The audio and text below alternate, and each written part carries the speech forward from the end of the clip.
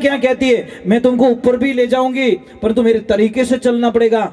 अब जो नहीं जानते, अभी से मेरा चैनल है उसके ऊपर ओके करो, सब्सक्राइब करो और मेरे से जुड़े रहो। तो 17 बार उसको जरासंध को बुलाया, 17 बार राक्षसों का वध किया। अब देखिए भगवान वहां पे काम करके द्वारका चले जाते हैं और वहां पे जाके श्री बलराम जी का शादी का प्रयोजन बन जाता है, शादी कर देते हैं रेवत पुत्री रेवती से। परंतु अब भगवान बोल रहे अबे तो भाई नंबर तो अपन ही आनो चाहिए, बड़ा भैया रो ब्याह रह गयो, इतना दिन तो छोको ही नहीं लागतो भाई, छोटा भाई बड़ा भाई तो कुंवारा बैठा, मोटो भाई छोटो भाई पणीज गो, पण भाई रो ब्याह रिया बाद में थोड़ा विश्वास आई गयो कि हमें टेंशन को नहीं, हमें आप नंबर लाग जी। तो इधर देखो भगवान की कृपा होती है, ईश्वर की लीला बहुत अलग है। एक बात हमेशा ध्यान रखें, आप पहली रोटी किसको खिलाते हो, ईमानदारी से बोलना, काहे को? कोई कोई खिलाते होंगे, असर पड़ता है उस रोटी का, ध्यान रखना। कोई बस चल रही थी, बस में भाई बैठा और जैसी कोई बाई आई, भाई री जेब में हाथ डालियो ला रहा हूं, वो भाई हाथ पकड़ लियो कि बाई करे कहीं है कि मैं ही थारे स्टाफ रोज में, तू कौन है चोर के मैं ही चोर ही छू, तू ब्याह करियो कि नहीं करियो जने कोई बात नहीं, एक दो हो गया अपनो ब्याह पक्को, शादी हो गई, दोनों चोरी करते हैं। अब भगवान की कृपा से उनके घर में संतान होती है, हॉस्पिटल में होती है, अपने हॉस्पिटल में जैसे नर्स बाईसा ने बच्चे को लिया और बच्चे ने नर्स बाईसा की अंगुली पकड़ ली, और अंगुली पकड़ी तो वो क्या कि वो अंगूठी पहनी हुई थी वो निकल गई और बच्चे के हाथ में आ गई। अब नर्स बाईसा पूरी ताकत लगा रहे, वो अंगुली वो छोड़ ही नहीं रहा है, मतलब छोड़ ही नहीं रहा है, इतना कस के बच्चे ने पकड़ के रखा है। तो उन्होंने बोला अब क्या करें, सब जगह फेर दिया, एक संत के पास में लेके गए कि महाराज पता नहीं ये कौन, इतनी ताकत कहां से आ गई, इसने जन्मते ही अंगूठी लेके बैठा है। तो महाराज जी ने बोला बेटा झूठ मत बोलना, तुम सच बोलो, तुम करते क्या हो? कि गुरुदेव हम चोरी करते हैं। तुम भी चोरी करते हो, दोनों पति पत्नी चोरी करते हो? हाँ। कि कोई बात नहीं, 1 सेकंड में तुम्हारी अंगूठी दिलवा देता हूं मैं, इसकी तरीका मैं जानता हूं, चोर का तरीका। गुरु महाराज ने कुछ नहीं बोला कि तुम्हारे गले में जो सोने की चैन है ना वो निकाल, और जैसी चैन को आगे लटकाया बच्चे ने अंगूठी को फेंक दी, चैन को पकड़ ली और उनको दोनों को आश्वासन दिया बेटा कोई चिंता मत करो, ओ थोड़ा बाप बनी मोटी मोटी चोरियां करियो। तो चैन के चक्कर में अंगूठी को फेंक दिया कि नहीं अभी सोना इसमें जा। कहने का मीनिंग कि हमारी भावना वैसी होनी चाहिए, हमारे विचार वैसे होने चाहिए, हमारी सद्भावनाएं होनी चाहिए। आज हमारी जिंदगी में हम क्या करें, छोटी छोटी बातों पर हमारी इतनी तबाही आ चुकी है जिसकी हम कल्पना नहीं कर सकते। शांति बिल्कुल नहीं है। आप यज्ञ करवाते हो, क्यों शांति नहीं होती? क्यों नहीं होती? यज्ञ कराने के बाद में घर में शांति होनी चाहिए ना, फिर भी क्यों नहीं होती? क्योंकि यज्ञ घर में हुआ है, हमारे दिमाग में नहीं हुआ है। भाई खाना पड़ाए, खाने के डब्बे में, उससे भूख मिटेगी क्या? नहीं मिटेगी ना। आपको खाना खाना पड़ेगा, खाना खाओगे तो ही मतलब कुछ होगा। तो भगवान की कृपा होती है। एक तो कमर में से सीधे बैठा करो, जेब में घुस गो तो एक तो नावनी नहीं आवे, पास आएगा। चलो एक बार भगवान के चरणों में, ये कहीं ऊंदरो कहीं हेड जी हीरो खाई गो, हेड जी रुकाली बैठा गेट मत के 500 ऊंदरा खाइयो कट, कौन सो हीरो पकड़े कौन? परेशान हो गए, हीरो ही महंगो गणो। जने कोई जानकार आदमी ने बुलायो कि भाई साहब आप पधारो, तो फीस रेवे जो कोई ले लीजो, परंतु इन ऊंदरा ने पकड़ लो। आए और उसने बोला सेठ सिर्फ 5 मिनट दो, तुम्हारे चोर को पकड़ लेता हूं, मुझे बैठने दो यहां पे। जैसे ही बैठा उसने चूहे को पकड़ा और हीरा निकलवा दिया। सेठ जी ने बोला तूने कैसे पकड़ लिया? मैं तो 24 घंटे हो गए मेरे को पकड़ में नहीं आया। कि सेठ जी मुझे मालूम है कि मूर्ख ने माया मिलेगे जने वो आपरा परिवार रिश्तो तोड़ दिया करे। तो इन्हें हीरो मिलते इन वो एक साइड में जान बैठो चोर पकड़ी इसको। समझ में आ रही नहीं आ रही? जैसे जैसे आपके पास में माया बढ़ जाए, जैसे जैसे पैसे बढ़ जाए, जैसे जैसे भौतिकता बढ़ जाए, वैसे वैसे आप झुकना सीख जाओ। और अगर आपको पता नहीं चल रहा है तो कहां पे सीढ़ियों पे चढ़ते हो। दादा आप बाहर क्यों बैठे हो? दादा आप वहां पे क्यों बैठे हो? अंदर आओ। वो भैया बाहर क्यों बैठे? पूछ क्या हो? तो वो भैया बैठे न बाहर। तो एक बात का ध्यान रखें, अगर आपको ऊपर जाना है और नीचे जाने के आइडिया बताओ। आप सीढ़ी पे रोज चढ़ते हो, आपने क्या सीखा? सबसे बड़ी भूल ये होती, सीढ़ियां हमें सिखाती क्या है? जब सीढ़ियों पे आप चढ़ते हो तो आपको पता है आगे झुकना पड़ता है, सीधी सीधी नहीं चढ़ सकते।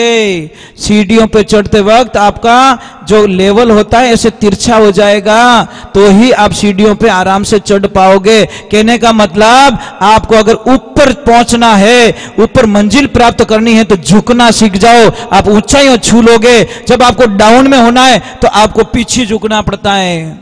उतरता वेला आगे थोड़ी देखो, ठीक विपरीत हो जाता है। तो सीढ़ियां क्या कहती है? मैं तुमको ऊपर भी ले जाऊंगी परंतु मेरे तरीके से चलना पड़ेगा। मैं तुझे नीचे भी गिरा सकती हूं अगर तरीके से नहीं चला। तो सीढ़ियां यही कहती है, सीढ़ियों से सीखो, खाली चढ़ो मत। हर चीज में एक साइंस होती है, विज्ञान होता है, हमारी जिंदगी का एक ज्ञान होता है, पर हम लेते नहीं है।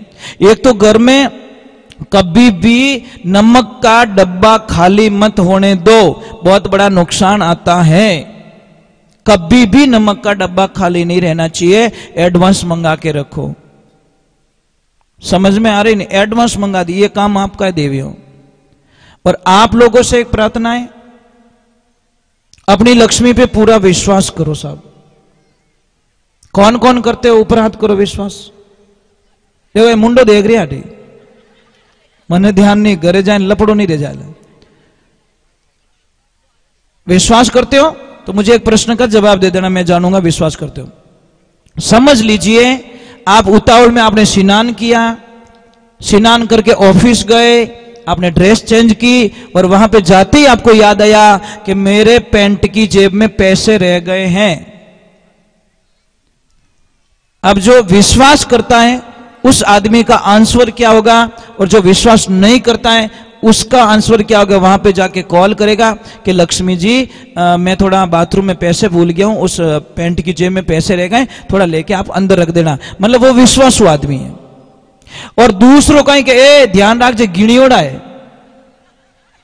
समझ में? मतलब गिने हुए ध्यान रखना, गिने हुए बोलते ही वो अंदर से टूट गई बस। और मैं आपको एक और कड़वा सत्य बोलने जा रहा हूं जो आपको जेंट्स लोगों को समझ में लेट आता है। जब जब मुसीबत पड़ी नहीं साहब, इन माताओं बहनों ने पैसे निकाल के आपको दिए, ध्यान रखना। जब जब आप मुसीबत में फंसे हो, आपको इमरजेंसी हुई है, आपने इनसे पैसे लिए हैं, इसमें कोई शंका नहीं है। और लेवता वेला इतना भोड़ा बढ़िया और पाछो मांगे डड किलर आंखियां काटे क्या खाइन जाऊं कहीं। आदमी बदले इतो भेगो क्यों महाराज? इतो भोड़ो बनन लेवे भैया, इतो भोड़ो बने आदमी बने कि नहीं बने? था सब हेल्प करियो उड़ाओ साहब, मुझे पता है। क्योंकि एक लेडीज के पास में लास्ट चांस रहता है कि इनकने तो कटुन कटु पे और निकल सके। साहब आप 100 रुपया देते हो ना, घर यूं चले, ए चलाई जाने घर। 100 रुपया देते हो ना, 80 रुपये की सब्जी लाएगी, 20 रुपया वापस घर पे लाके रखेगी, और अपन 100 रुपया दो 300 खातो मंडाई ना जाओ कि तू लिख दीजिए भले देऊं कदी हो तो ठाक हो नहीं। पर ये इनकी सिस्टम होता है कि ये घर को बर्बाद नहीं होने देती।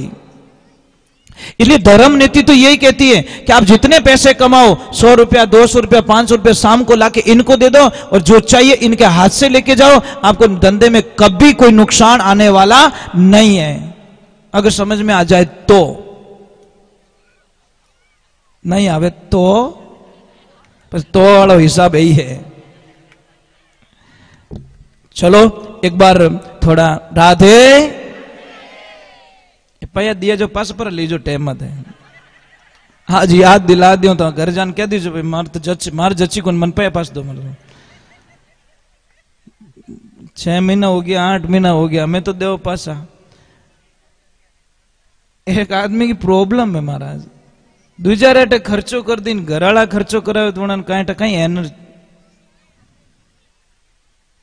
अच्छा नहीं लगे महाराज। घर री थाली में बिल्ली रह के बिल्ली तो ही नहीं दिखे, पराई थाली में इल्ली रह के वही दिख जाए। समझ में आ रही नहीं, घर री थाली में बिल्ली बैठी पूरी वही नहीं दिखे, दूजा री थाली में इल्ली तो ही कहती और इल्ली बट बिल्ली बैठी वो ही नहीं दिखती महाराज। कहां तक समझाए लोगों को, क्या कहे। तो अभी हम भगवान के मेरे प्रभु के शादी की तरफ चल जाते, क्योंकि भगवान ने उतना उल्टी उड़ा और आए हैं मौके पे। तो अभी शादी किसके साथ हो रही है? आपको पता है कि राधा जी का कहीं वर्णन नहीं आया गीता में, एक बार भी राधे का नाम नहीं लिया गया। पर हम भगवान से ज्यादा भी शायद, इसलिए भगवान ने बोला कि राधा ही मैं हूं, मैं ही राधा हूं, राधा है वो मैं हूं वो राधा है। इसलिए हम हर बात में कहते राधे राधे जय श्री कृष्णा। और एक बात और बस समझा दूं आपको, मौके पे आई गई तो बात बता ही देता हूं। दुनिया में सारे नाम स्त्री के पीछे लगते, ध्यान रखना। समझ में आ रही नहीं? आप देख लो, आपका नाम भी स्त्री के पीछे, आगे नहीं है। पहले आपका नाम लिखा जाएगा फिर दूसरों का नाम लिखा जाएगा। इसका मतलब कौन है? आप नहीं हो तो दुनिया अधूरी है। आप शिव लिखो, शिव मात्रा हटा दो। समझ में आया कुछ? वो मात्रा कौन है? आद्य भवानी शक्ति, वो मात्रा बन के बैठी है, शिव बन गए। अब एक नाम दुनिया में ऐसा है जो स्त्री के पहले लगता है, सिर्फ एक नाम पूरे ब्रह्मांड में। कौन सा नाम? सिर्फ शिव जी का नाम आगे लगता है, शिव शक्ति। शक्ति शिव नहीं लगता है, सिर्फ एक नाम ही इस ब्रह्मांड में आगे लगता है। दूसरे सारे राधे श्याम सीता राम, ये सारे नाम पीछे लगते हैं। तो हम चलते हैं भगवान की शादी की तरफ, क्योंकि यहाँ पे हम हमारे को संदेश क्या देना चाहते हैं भगवान कि आप शादी नहीं कर रहे हो, इसका मतलब आप सृष्टि के नियमों का उल्लंघन कर रहे हो, आप विपरीत जा रहे हो। एक शादीशुदा व्यक्ति कितने लोगों का भला करता है, कितने लोगों का कल्याण करता है, कितने लोग जुड़े उसे, जीव जंतु सगा गिनायत मेहमान नगरी वगैरह वगैरह पेड़ पौधे। मुझे एक बात बताओ, आपको एक काम दूंगा वो करोगे? पहले ऊपर हाथ करो, कौन कौन नहीं करेंगे? कोई बात नहीं, कोई बात नहीं, इनको यही तो है ना। अचानक मैंने एड प्रश्न पूछना चीजें, जिसके मन में पाप नहीं था हो गया ऊपर हाथ। आपको करना कुछ नहीं है, जिंदगी में कम से कम अपनी लाइफ का एक नोट बना दो, किताब, और लिख दो कि मैं मेरे जीवन काल में ज्यादा तो कुछ नहीं कर पाऊंगा, परंतु मैं 108 पौधे मैं जरूर लगाऊंगा अपने जीवन काल में। कहीं पे भी लगाओ, आश्रम में लगाओ, हॉस्पिटल में लगाओ, पंचायत में लगाओ, कहीं पे भी लगाओ, स्कूल में लगाओ, पर आपके जीवन में आप पौधे लगाइए। हम पर्यावरण को बचा सकते हैं। आज कितने पौधे काटे जा रहे हैं हमारे, कितना पर्यावरण का नुकसान हो रहा है। अरे भाई, जितना कुदरत से खिलवाड़ करेंगे उतनी हमारी बर्बादी निश्चित हो जाएगी, ध्यान रखना। एक दिन वक्त ऐसा आएगा, पहले देखिए मैं यहाँ की बात कर लेता हूँ, शायद कई वर्षों पहले 100-200 साल पहले यहाँ पे भयंकर जंगल होगा। शायद इन बुजुर्गों को पूछो तो यहाँ पे कोई ऐसा था? समझ में आ रही कि नहीं आ रही? आज नजदीक नजदीक में पेड़ पौधे क्यों नहीं दिख रहे? कारण क्या है कि मनुष्य पेड़ पौधों का दुश्मन बन चुका है। और एक देखो कुदरत का खेल और देखना हो तो मैं दिखाता हूं। आप अपने खेतों में खाद देते हो, बीज देते हो, दवाई छाड़ते हो, तो भी इतना पनपता नहीं है। और एक पौधा ऐसा देखिए, जंगल का पौधा, वहां पे कोई नहीं दे रहा है, कोई खाद नहीं, कुछ भी नहीं है, पर वहां पे देखना आप कितना हो रहा है। राधे राधे। तो अभी देखिए भगवान के कुंडनपुर हैं, कुंडनपुर के महाराज हैं भीष्म, और भीष्म के 5 बेटे हैं, एक बेटी है रुक्मणी। अब रुक्मणी की शादी की तैयारी हो जाती है। उनका भाई जो रुक्मी था उसने शिशुपाल के साथ में संबंध जोड़ दिया। अब रुक्मणी चाहती है कि मैं उसके साथ में शादी मुझे करनी नहीं, मेरा तो पति ऑलरेडी अवतार ले चुका है और मैं तो उसकी अर्धांगिनी, लक्ष्मी ही रुक्मणी है। तो अब वो संदेश भेजते हैं ब्राह्मण देवता के साथ में, और टाइम कितना लिखते हैं 3 दिन का, कि शादी में 3 दिन बचे हैं। और लास्ट में देखो श्रीमान लिखा नहीं, कुछ भी नहीं लिखा, बस अपने भाव लिख दिए कि मैं कई जन्मों से आपकी अर्धांगिनी हूं और अब मैं यहाँ पे जन्म ले चुकी हूं, आपको मुझे लेने के लिए आना होगा, मेरी शादी हो जाएगी। और लास्ट में क्या लिख दिया, एक लाइन लिख दी कि आपकी भुजाओं में जोर हो ना तो आ जाना। तो भाई तानो ही है, पर एड़ो तो कौन और बोल सुने भाई, भाई क्या मान दो पड़ी हो रहे तो बोई उठ जाए महाराज। समझ में आ रही कि नहीं आ रही साहब? हमारी एनर्जी मर चुकी है, एनर्जी अंदर की मर चुकी है। एक आदमी चाय की होटल पे बैठा, चाय वाले ने बोला भैया ये मेरे 4-5 कट्टे पड़े चाय खाद के, वो थोड़े अंदर डाल दे। वो बोला यार मैं तो चल भी नहीं सकता, मैं चल भी नहीं सकता। तो उस दूसरा एक ज्ञानी आदमी आता, उसने बोला क्या हुआ? कि कुछ नहीं हुआ। इस आदमी को बोला सुबह सुबह काम रो मना करी, मारे पूरा दिन बिगड़ी। तो चाय पीता हुआ व्यक्ति ने क्या बोला, अरे यार क्या इस मरीज को काम का बोल रहा है। जैसे मरीज का नाम लिया उस आदमी को गुस्सा आ गया। उसने बोला ओए मरीज किसको बोल रहा है? अरे तू मरीज है, तू घर पे पहुंचेगा नहीं, पर तरह निकल जी। उसने ऐसे कप रखा नीचे, बाहें चढ़ा दी। उसने बोल तेरे क्या करना है? कि तारू कट्टो तो नेकी जी को नहीं, मोटी मोटी बातें मत कर। वो 3 मिनट 3 ही कट्टा फेंक दिया। आदमी कौन था? वो ही जो 2 मिनट पहले बोल रहा था मानो तो उबो ही नहीं रेवी छे, और वो 4-5 कट्टा फेंक दिया।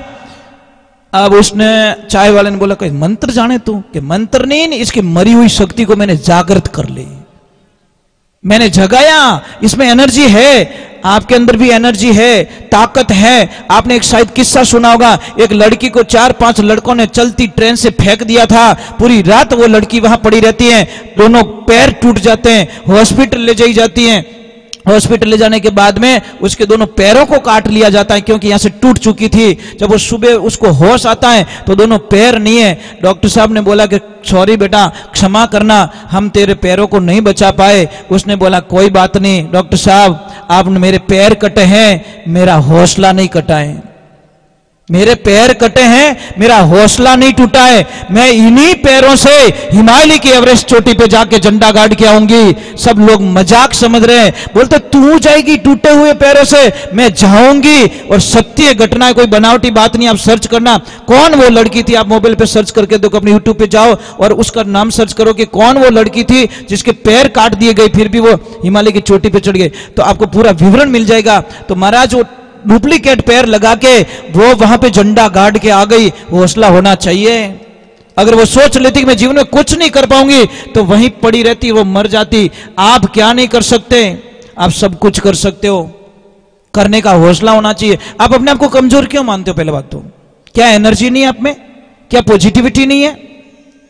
तो भगवान को मतलब ताना दिया कि भुजाओं में ताकत हो तो आ जाना। अब भगवान गए, भगवान तो बड़े राजनीतिज्ञ गए और सारा चक्कर लगाया। अब वहां पे एक चिट्ठी लिख दी, उसमें लिखा कि मैं सुबह के टाइम में शादी समारोह में जाने से पहले मैं माँ के मंदिर जाऊंगी। मेरी कुलदेवी है माँ पार्वती की, मैं पूजा करते हूँ। मैं कुलदेवी के मंदिर आऊंगी और मंदिर से आप मुझे वहां से लेके चले जाना। भगवान की लीला होती है, वो जाते हैं, घूमते हैं, और अब वो इंतजार कर, सारे राजाओं की जयकार की जा रही है, परंतु कृष्ण की कोई जयकार नहीं कर रहा है। मन में चिंता हो गई, मंदिर पहुंच गई, वहां चिंता करने लगी और माँ को बोली हे माँ अब मैं क्या करूं? और जैसे ही आंखें खोली तो माँ की मूर्ति के अंदर कृष्ण दिखाई दिए। उसको विश्वास आ गया, अब मेरे पिया आ गए हैं, मेरे प्रभु आ गए। थोड़ी देर हुई तो वो बहुत सारे सैनिक थे ना, उन्होंने बोला तू आया कहां से? तो भगवान के पास एक मोहिनी विद्या थी। वो जैसे मुस्कुराते सामने वाला उसका हो जाता। उनको कोई बाण चलाने की जरूरत नहीं थी, खाली मुस्कुराहट, और इतने बढ़िया हंसते थे सामने वाला दुश्मनी भी, अरे यार ये इन्हों का ही लड़ाई करे, इन्हों लड़ाई का ही करे। जैसे ही वो बोले कौन है, और इतने मुस्कुराए, उसकी मुस्कुराहट में ही वो सारे देखते रह गए। और जैसे ही रुक्मिणी जी आते हैं उनको लेके चले जाते हैं, उनको पता ही नहीं है। फिर बोले, दूसरे बोले अरे रुक्मिणी जी कटे है, तो वे के मंदिर में। अरे मारा भाई मंदिर में कोनी, वो हसन आलो आयो के उड़ा दी लग गया। अब तो महाराज रुक्मी तो बड़ा दुश्मन था भगवान का। उसने सौगंध खाई कि अगर मैं हार गया तो मैं इस नगरी में वापस कभी नहीं आऊंगा, मतलब इस राज में कभी नहीं आऊंगा। वहां से वो निकल जाता है, बहुत भयंकर लड़ाई होती है, फिर पकड़ लिया जाता है रुक्मी को, रथ के पहिए के बांध देते हैं। बलराम जी उसको छुड़वा देते कि इतना अन्याय मत करो। रुक्मिणी जी बोलते मेरा भाई आखिर में, तो फिर उसने अलग नगर बसाया और फिर सबको राजी, क्योंकि 4 भाई राजी थे, पापा राजी थे, सारे परिवार। अपन वो रुक्मिणी था ना, वो बड़ा दुश्मन था भगवान का, क्योंकि वो शिशुपाल के और उसके जमती बहुत थी। फिर बाद में आपको पता है कि शिशुपाल कौन था। शिशुपाल को एक वरदान था कि जन्मते ही उसकी 3 आंखें थी। कितनी? पर सारों की गोद में उसको घुमाया गया और उसको बोल दिया कि जिसके गोद में जाते ही ये तीसरी आंख गायब हो जाएगी, वो ही इसकी मौत का कारण बनेगा। और जैसे कृष्ण की गोद में जाता है वो तीसरी आंख गायब हो जाती है। उसी दिन से उनकी मां ने वचन मांग लिया, कृष्ण इसको मारना मत। तो उन्होंने वचन दिया कि इसका 100 गुना माप, 100 गलतियां करेगा तब तक मैं इसको नहीं मारूंगा, और 100 तक काउंट करता रहूंगा, और जैसी 101 हो जाएगी ये मेरे हाथों मारा जाएगा। और भरी सभा में जब उनका राज तिलक हो रहा था, ऊंचे आसन पे भगवान को बैठाया गया, तब शिशुपाल आता है, भगवान का बहुत अपमान करता है। भगवान रोक देते सबको, बोलने दो, काउंट होता जा रहा है, बोलने दो, काउंट होता जा रहा है। जैसे काउंट हुआ और शिशुपाल को खत्म कर दिया गया। तो एक बात का ध्यान रखिए, मैं आपको वंदन करता हूं कि सबसे पहले हमारे स्वभाव को बदलना पड़ेगा। अगर आप स्वभाव को चेंज नहीं करना जानते हो तो आपकी जिंदगी में सुख तो कभी आ नहीं सकता, क्योंकि स्वभाव क्या कहता है, मैं कोई ना कोई काम बिगाड़ दूंगा, एन मौके पे कोई काम बिगाड़ दूंगा। तो आप स्वभाव चेंज कीजिए और पतिदेव को आदरणीय शब्द के साथ में बोलिए। और आप भी तू नहीं बोलना, तू कटे गई वो शब्द मत बोल, आप कटे पधारिया। और एक चीज और बता दूं, हमारी राजस्थान की संस्कृति की बात बताता हूं और डंके के साथ में बताता हूं। अगर आपको भाषा की मर्यादित भाषा सीखनी हो तो कोई राजपूत घराने में जाओ। आपको भाषा सीखनी है ना, आपको कोई राजपूत घराने में जाओ, आओ बाईसा, बिराजोसा, जिमोसा, पोडोसा, वहां पे कोई अपमान के शब्दों का प्रयोग नहीं किया जाता। इसीलिए महाराज ये भाषा ही तो हमारी गहना है, भाषा ही हमारा सब कुछ है। अगर इतने ऊपर जाते हुए भी हम शब्दों का प्रयोग कई तो इतने गलत बोलते हैं कि मन तो ऐसा करता है मुंडो ही देखना चाहे। क्यों गलत बोलते हो? भगवान ने हमारे को जबान दी है अच्छे बोलने के लिए। इसीलिए महापुरुषों ने लिखा, जबान जैसी प्यारी जगत में जबान जैसी खारी क्या, मिनक जमारो मिली और बंदा जितनी बाजी हारे क्या। क्यों हार लेते हैं हम लोग? राधे राधे नहीं जोर से भाई, किस्तों में तो लेवन वाला हूं को नहीं, माने तो एक हाथ चीजें हैं। थोड़ा जोर से बोलो, राधे राधे। अब भगवान की शादी करवा दी गई, आनंद हो गया। अब भगवान वापस आते हैं। एक छोटा सा भजन सुना देता हूं आपको। मैं आपको लास्ट में कुछ लिखवाऊंगा, वहां ध्यान रखना। मैं चाहता हूं 2 दिन बच्चे मेरे पास में कुछ दे के जाऊं।